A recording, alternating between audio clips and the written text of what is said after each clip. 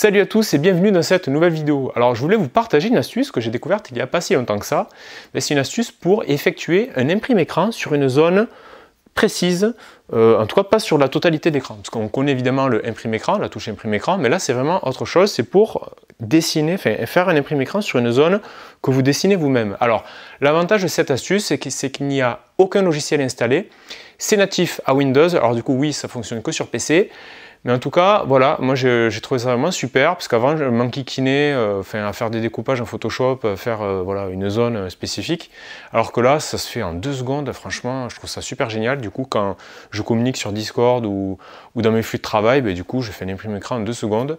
Voilà, donc, comme autour de moi, j'en ai un peu parlé, certains ne connaissaient pas, je me suis dit, autant partager cette astuce. Si vous connaissez, tant pis, mais en tout cas pour ceux qui ne connaissent pas, en tout cas je pense que ça va vraiment vous faciliter la vie. Moi perso, je m'en sers quasiment tous les jours, donc voilà, je vais vous présenter ça immédiatement. Allez, c'est parti, on y va.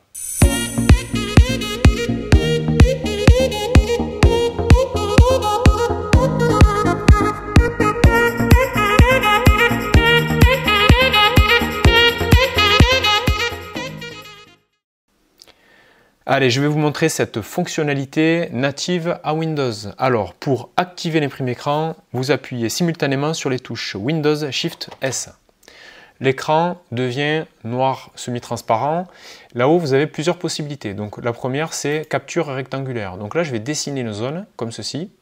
Et là, ça m'a copié cette zone. Alors, pour voir ce qui s'est passé, je vais ouvrir un nouveau document dans Photoshop et je vais coller ce qu'il m'a copié avec la capture d'écran. Donc c'est bien la zone que j'ai dessinée via mon rectangle. Alors je vais fermer ça. On va refaire une capture, donc Windows Shift S. Et là je vais choisir capture de forme libre. Donc là je vais dessiner la zone qui m'intéresse, comme ceci. Voilà. Là je vais créer un nouveau document Photoshop. Je colle.